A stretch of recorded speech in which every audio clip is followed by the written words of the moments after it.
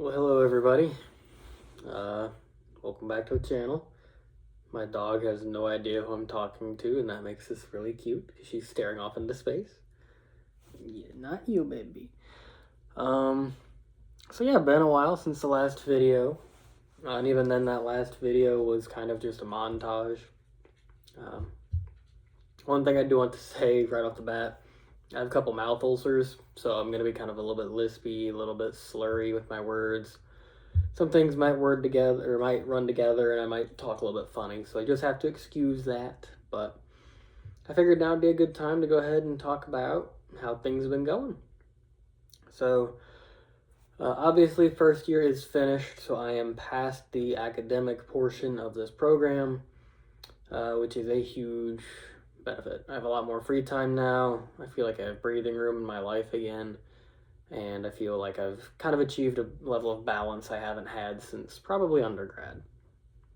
Now, that's not to say it's all, hunky-dory, roses, rainbows, and sunshine, but I do have a level of, I guess you could say, like, peace and free time I haven't had in a while, which is, very happy to have that back. So we started our second year in August. So it's been a little while since I've updated. I figured I would wait until I was done with the first rotation site to go ahead and jump back on this and kind of talk about where I'm at and what I've done. So again, I'm not going to give out locations, not going to give out names, not going to give out any identifiable information on anyone or anywhere. So if you're wondering where I went, I will not tell you, unfortunately. So just don't even bother asking. So my first rotation, it was 2 months. They're not all 2 months, as I've said in previous videos, but the majority of them are 2 months for most people. The range is typically 1 to 3 months. So 2 is kind of the average, depending on where you look and what you've gone through and all that good stuff. That was my dog. So 2 months is kind of the average, so I figured it would be probably best for me to just wait and then go ahead and do this at once. The one I'm at right now is a 1 monther, so it might be a sooner update video for that one. Not sure how to structure these. I just kind of play it by ear. I don't really have a system for this, as you all are aware, especially having less of a rigid schedule where things change a lot slower. Because in clinicals, things move slower in some sense, because academics, you could have an exam 1 week and then like 2 exams the next and things like that. But for second year, you're just working. So for better or for worse, you're just clocking in, clocking out while you're learning the whole time. So there's not too much variability in that.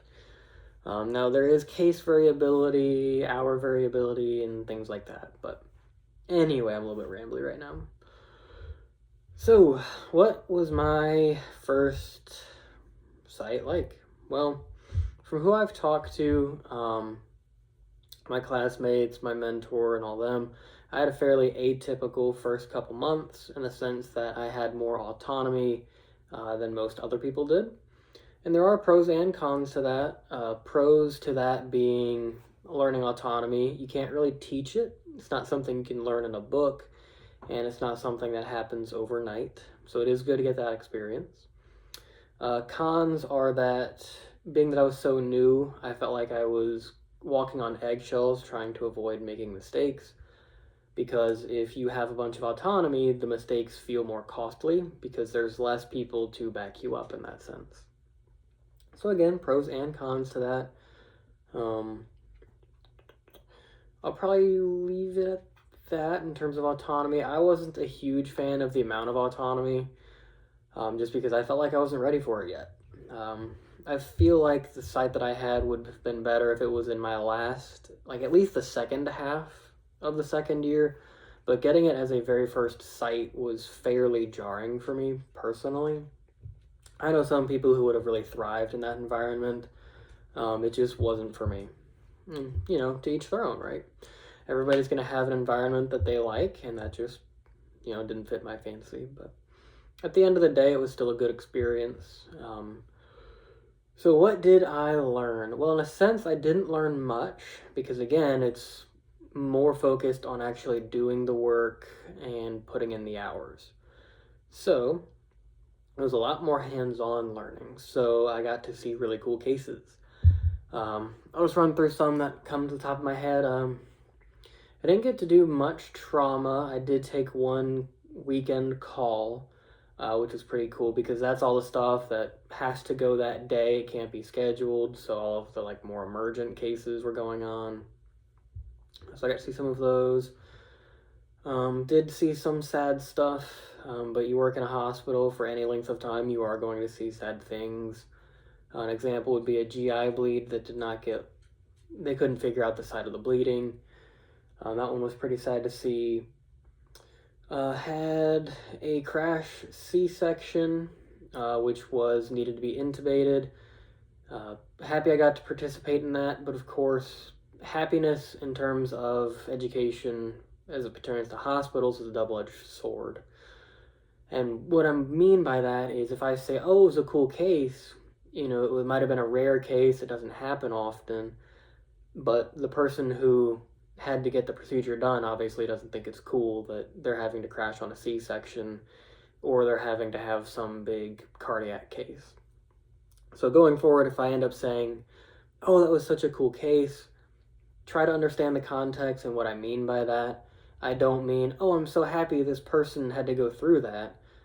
I'm saying it was good that I was able to learn from it and I found it interesting. So just don't mince my words in that sense and just try to hear what I'm saying rather than the words I'm using in that sense. So anyway, got to see the crash C-section, which was a pretty high pressure situation.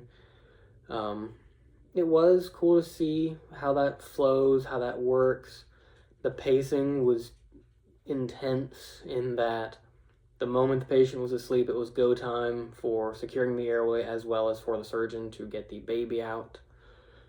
A lot of pressure on me on that one, but I had good people backing me up for that case.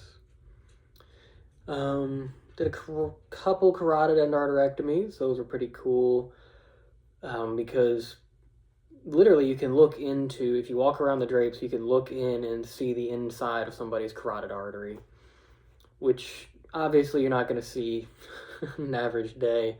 I don't think, if I polled the 100 people closest to me, probably one has seen the inside of somebody's carotid, if that.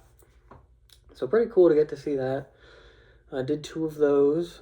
Did an ACDF, anterior cervical discectomy and fusion, couple of those. So they're operating like right here, and you get this, you know, there's airway concerns and things you have to take into account with that. TLIF or 2, so some bigger spine cases. A lot of orthopedic stuff, a lot of hips, a lot of knees, a lot of shoulders. Those were the mainstays. Like total knees, knee scopes, hips of all kinds, fractures. A lot of ortho.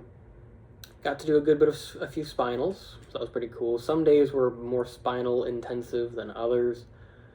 And I don't think there's anybody watching who doesn't know what a spinal is, but the quick summary of what a spinal is, it is a one-shot injection of anesthetic into the spinal cord canal.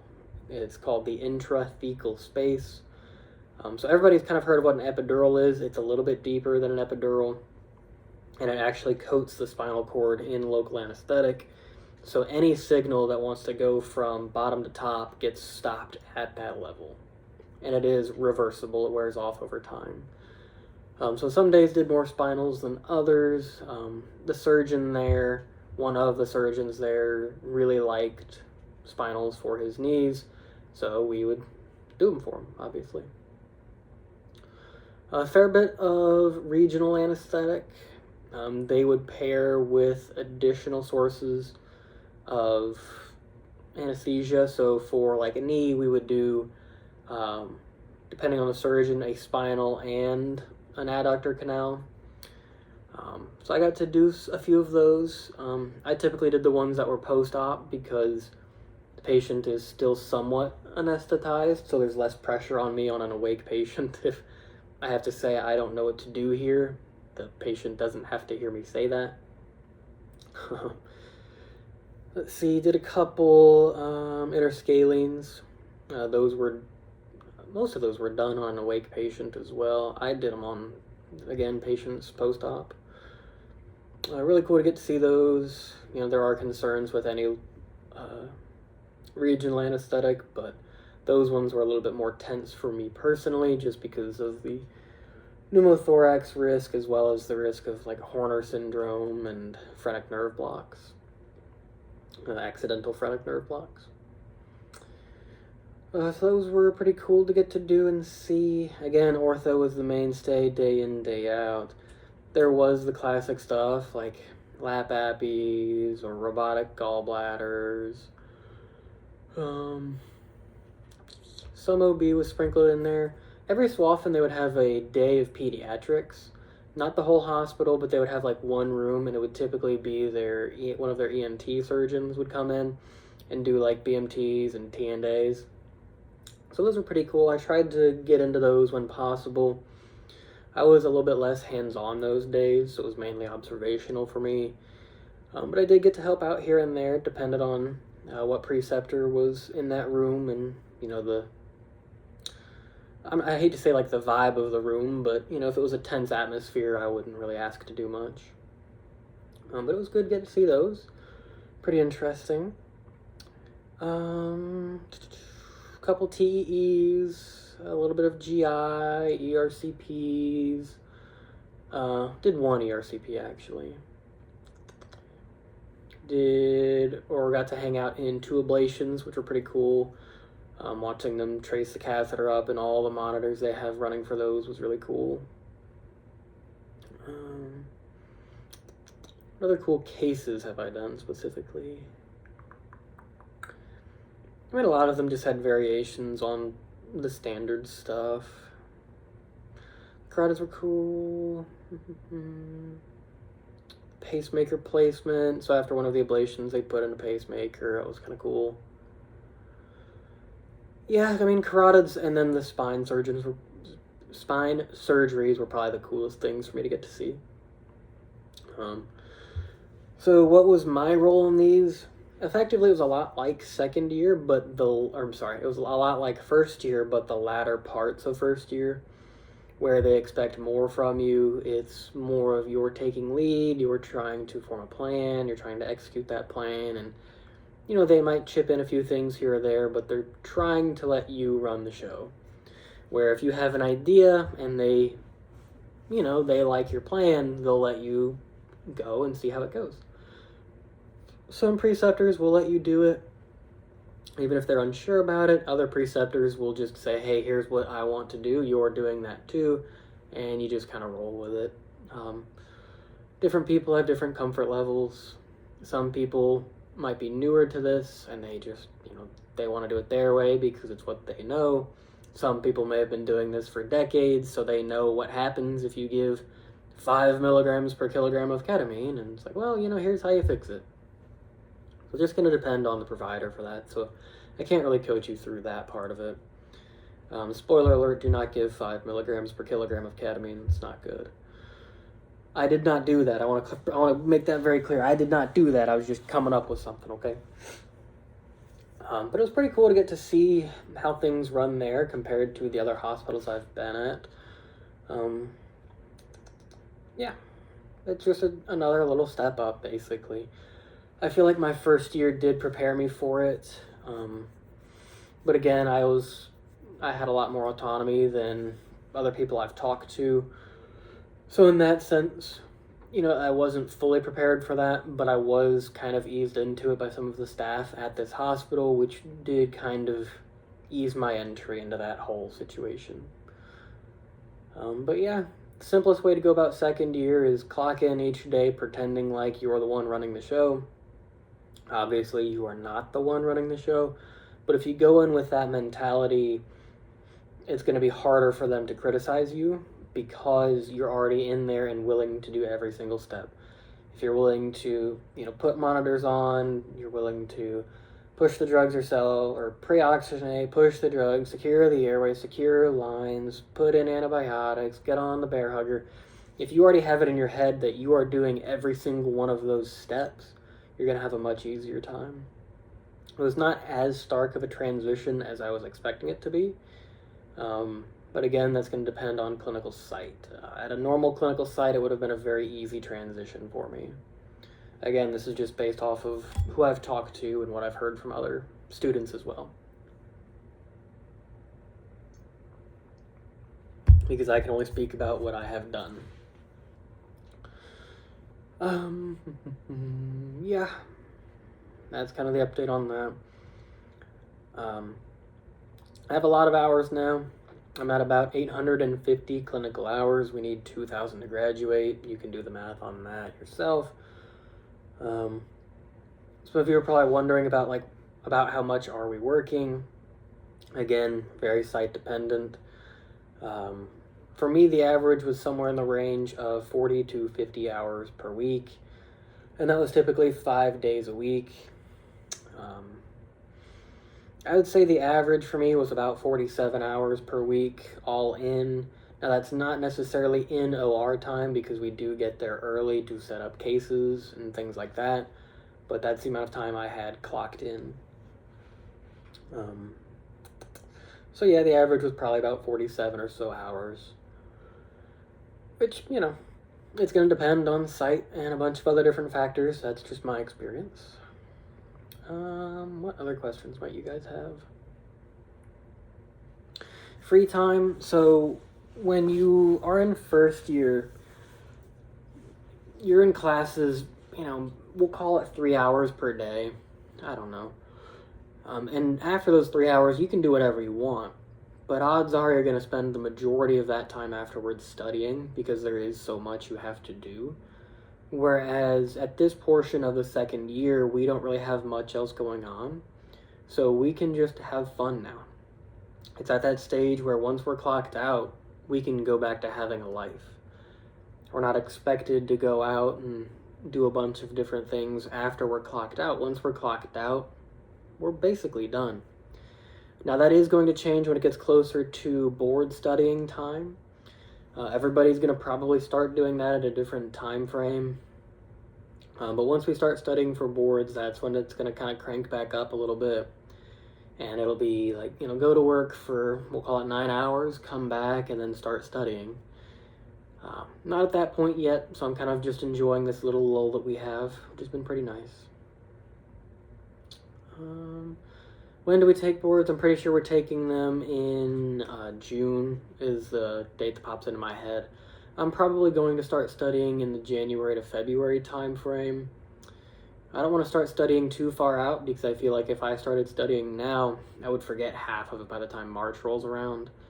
And at that point, why not just start studying more in depth at that point? So I'm probably going to start January or February just to kind of keep giving myself a little bit of a break. Time does move differently in the second year. First year felt like kind of a crawl, but second year it's gone by very fast in a good way. Very fast in a good way. Kind of like a blink and you'll miss it type of thing. So there's that to look forward to, I suppose. What else? I've gotten good at DLing, so direct laryngoscopy as opposed to using a glide scope or McGrath. I've gotten a lot better at just doing it direct because that's what this hospital mainly did. I got a lot better at traditional LMAs. I got okay at starting IVs. I didn't get a ton of IV practice. Got okay at doing spinals. Didn't really do hardly any epidurals. Just because of the way the hospital structured things. I didn't really get much experience with those. No central lines. Did a couple A lines. I'm kind of hit or miss on A lines at the moment. I only did a couple or a few that pop into my head.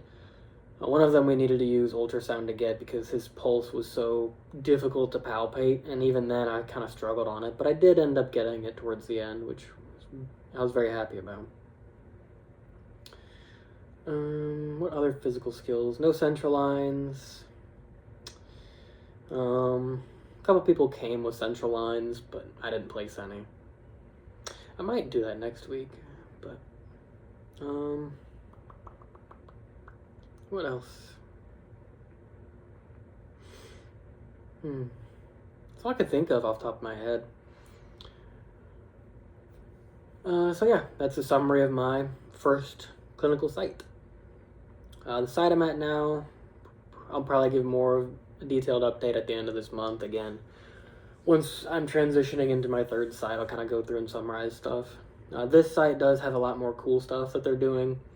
Again, I say cool stuff. It's, may not be fun from the patient's perspective, but from an academic and a textbook perspective,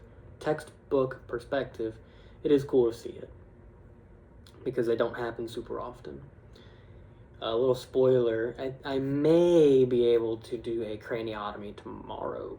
Should be pretty cool.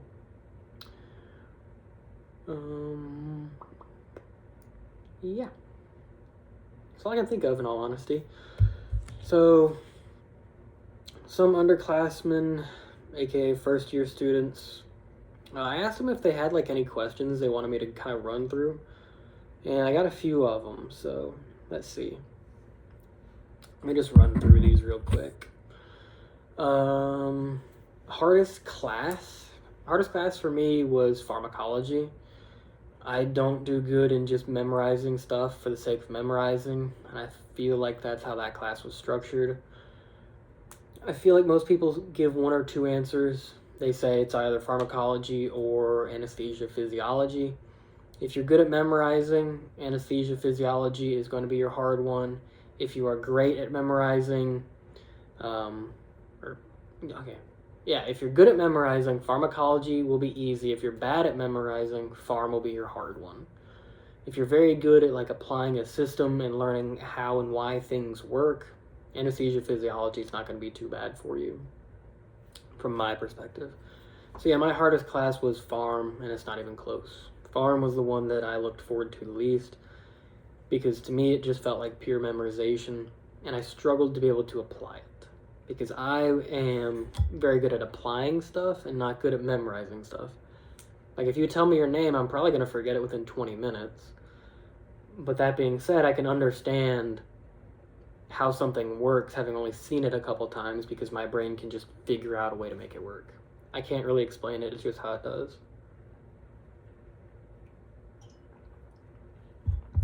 Best way to study for classes while traveling for clinicals.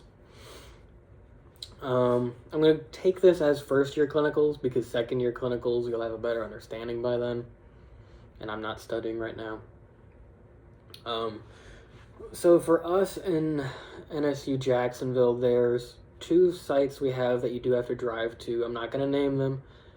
We have 2 local sites and then 2 peripheral sites.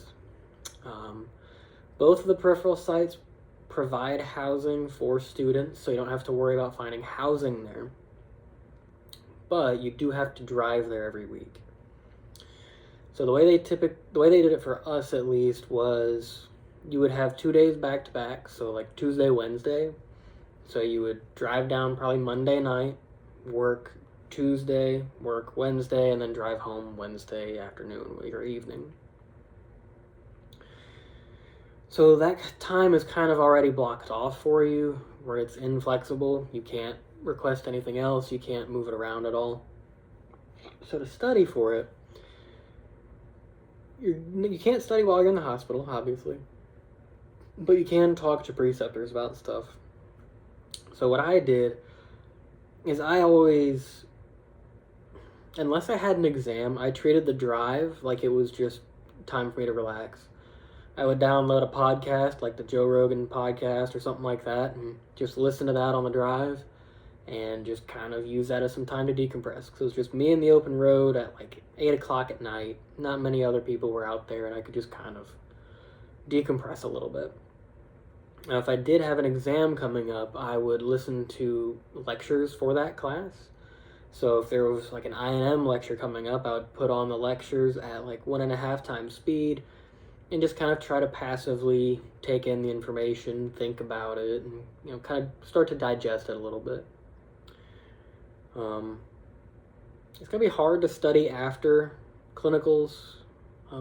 It was for me at least, because when you're new to everything, it's very mentally taxing to work 8 hours because you're trying to soak in everything for the entire time. So I always recommended just doing as much as you could and just kind of taking that time around clinicals as kind of time off. But that being said, if you have an exam, go do the work, go to clinicals, take like an hour or two off, and then jump into studying after that. And I would always just study till I was about to go to sleep, and then I would just go from there. It is going to take a little bit before you find a rhythm with that, but to summarize, do as much studying as you can before clinicals. If you have like an exam coming up, make it so you're basically ready to take it, and then just use that time to kind of brush up on stuff. Especially if you have an exam on the same day you have clinicals, don't expect to do any studying that day. If you have clinicals and an exam on like Thursday, be ready to take that thing on Wednesday, because on Thursday you're going to be cooked. You're not going to have any time to study because odds are you're clocking out at the hospital, driving where you need to drive, and taking the exam right then. So just be as ready as you can be. And again, I took the drives as either decompression time or let's listen to the lectures one last time.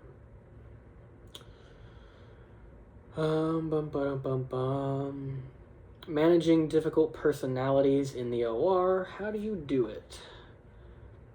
Depends on what the difficulty is. It also depends on where the difficulty is coming from. The main sources are going to be the surgeon. I'm just going to call them OR staff, and that could be anywhere from like the circulating nurse to scrub techs to x-ray techs, or the anesthesia personnel. The source is going to dictate how you handle it. If it is the surgeon, it is best to either just not say anything, to agree with what they're saying, or let your preceptor handle it. If the surgeon is saying, oh, hey, the patient's moving, take their word for it. Just, do what you can to fix it. Either like give some propofol, a little more rock. If you're new to this, run it by your preceptor first and just make sure you're all on the same page, but just take their word for it. And there's no point in fighting them on it, because they've been doing this a lot longer than you have, and you will not win that battle. I've never spoken ill to a surgeon about anything. I kind of just go with what they say. They tend to appreciate it from what I've seen, and I just don't cause any fights. Just do whatever. Do the best that you can. And if they look over and they always see that you're doing something, they're less likely to get on to you from what I've seen. Whereas if you're sitting there just twiddling your thumbs and they're like, hey, the patient's moving, and you're just like, oh yeah, sorry, and then you get up to do something, it looks like you don't care. Whereas if you're constantly going through your monitors, checking this, checking that, they might approach it differently because they see that you are trying. So take that into consideration. If it's from peripheral OR staff, again, such as like scrub tech, x-ray tech, circulating nurse, really anybody else, again, I just kind of try to deflect, just be as nice as I can, because if somebody's yelling at you and you're just going, okay, yeah, I'll work on that, it can diffuse that situation, because at that point you're defeating their anger with kindness, and it makes them look bad. And I think everybody crosses a threshold where they realize, oh, I'm kind of the bad guy in this situation. So if you just are kind and just say, okay, yep, I'll get on it. Yep, I'm so sorry about that. I'll write that down and I'll work to get better about that. Just, again, don't give in to it. Don't start the fights. And don't even worry about winning the argument. There have been multiple times where I know for a fact I've done something, and they say, hey, you didn't do that. I know I did. I just say, oh, I'm sorry, I thought I did. And then I just kind of either pretend to do it again, or I just, kind of go with the flow and take it situation by situation. Now, if they do raise a legitimate concern, address the concern. But, just be nice about it. It's coming from anesthesia personnel. Again, you just kind of got to be nice about it. And it depends on if they have legitimate criticism. If they have legitimate criticism, take it at face value, because some people don't know how to talk to students. They might not be super familiar with students. You might be their first student. A lot of people forget what their first day was like. A lot of people don't remember what it was like to be a student and come in knowing very, very little. At least in terms, I mean, you guys are going to be very book smart, but you're not going to understand the practicality of stuff. And it can be hard for them because they've been doing it for, let's just say, 20 years.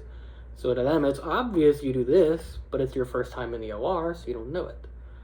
So if it's legitimate criticism, I would always just kind of write it down, say, okay, yep, I'm sorry about that. I'll work to do that, and let's take it at face value.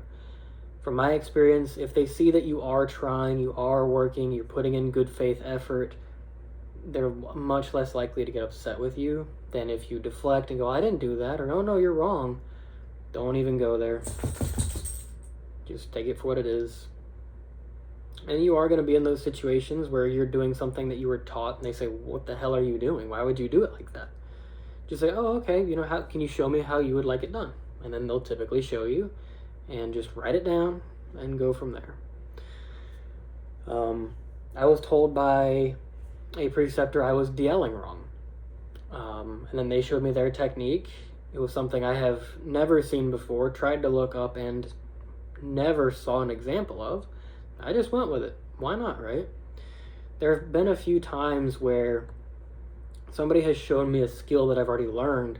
They show me their way of doing it, and I've liked their way of doing it better, even though I already had a way of doing it. The whole point of going to different sites is to learn those little tips and tricks. The whole point is to go in and learn how many different ways can you put in an OG tube. You might, think, oh, you just put it in like this, but then they'll be like, oh yeah, but if you do this, then that happens, and you can get 100% of the time. You're like, oh, I never thought about that.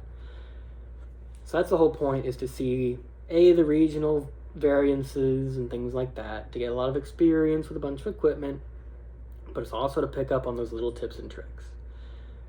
If they have an irrational grievance, or if they're just being, for lack of a better term, if they're just being an ass, then just try to take it like water on a duck's back. Just kind of smile, nod, go, okay, yep, I'll work on that, I'm so sorry. We're like, yep, yes sir, yes ma'am, I'll talk with them and I'll, handle it out or whatever. Yep, you can have, whatever. Just go with it. At the end of the day, I'm not saying be a punching bag, because sometimes you just have to tune people out. But if it is legitimate criticism, do your best to take it in stride. And if it is irrational or actually incorrect, just kind of smile, nod, and then they'll have nothing to be upset about. But if they're irrational towards you, and you say, oh, kiss my ass, well, you just lost, because you can get kicked out of the site. So don't give them ammo. All that being said, have I faced difficulties like that? Not really. Honestly, I haven't really. I've had struggles with, we'll call it 3 or 4 people, and I learned to just kind of work around them and figure it out. You kind of learn what people like and don't like, and if you just cater what you do to the person, it's kind of like poker, right? You're playing the person, not the cards. You just got to learn how to figure out that one person. How to go about finding housing in each rotation. First year, you don't have to worry about it.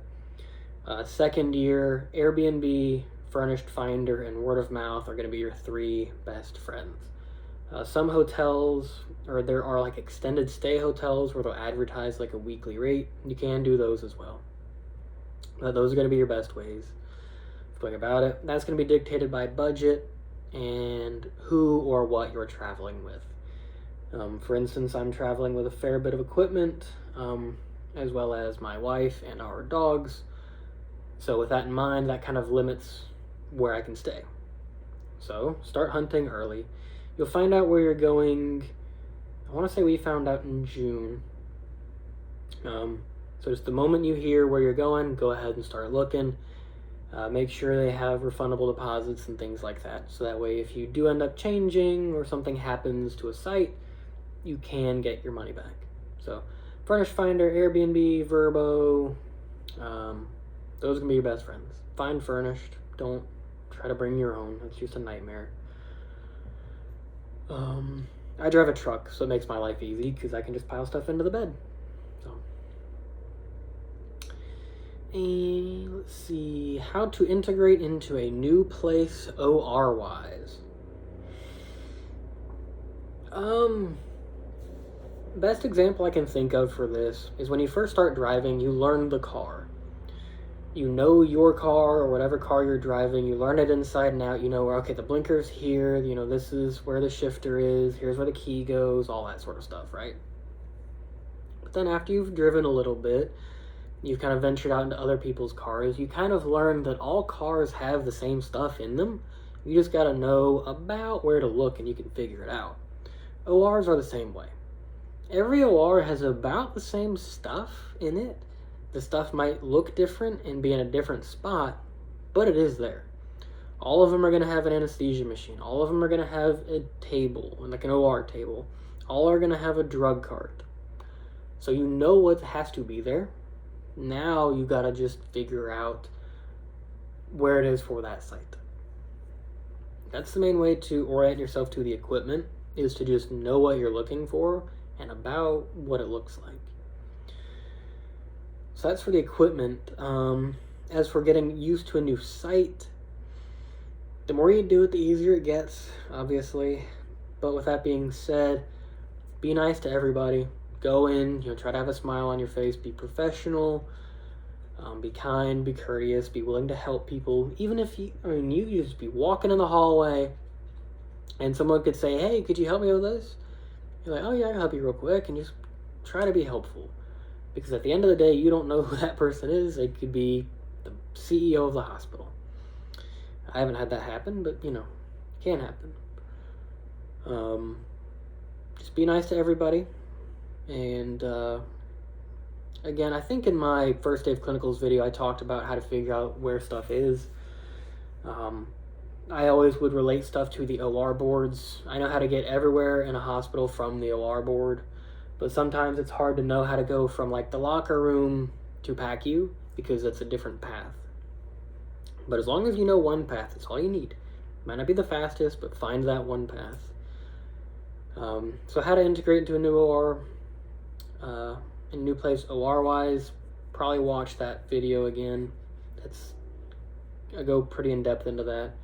But again, each place has the same stuff, it just looks different.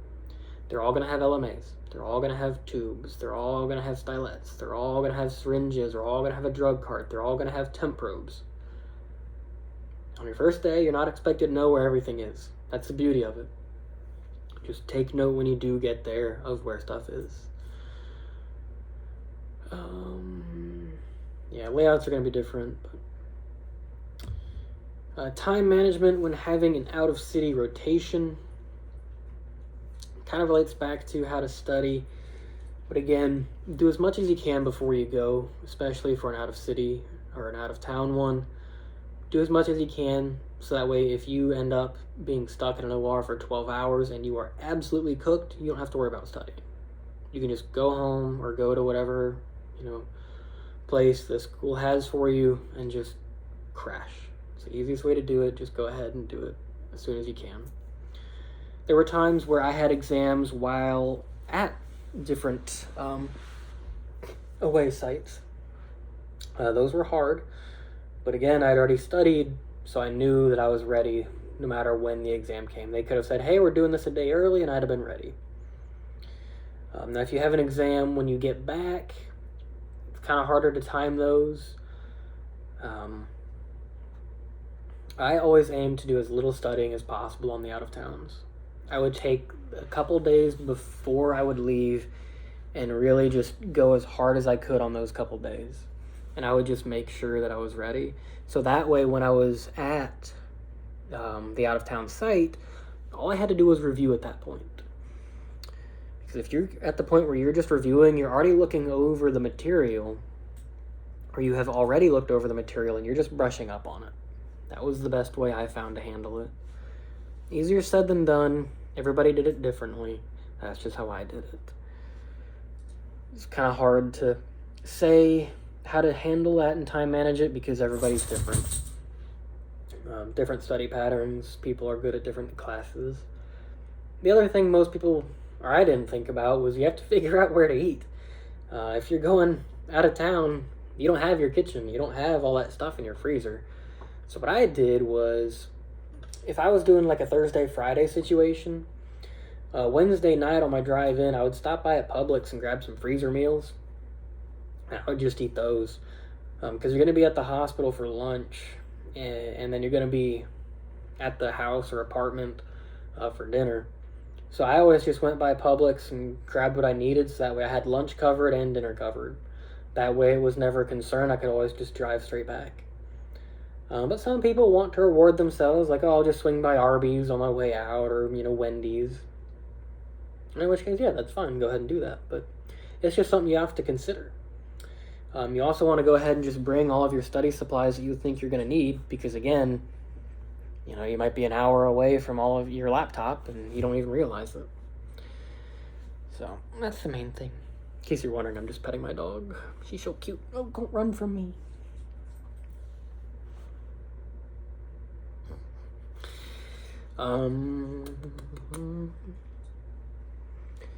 Yeah, I would always just try to block my studying, so I was only reviewing on the out-of-town rotations. Because sometimes, you might take an exam out of town, and again, you're doing that after a clinical day and the drive.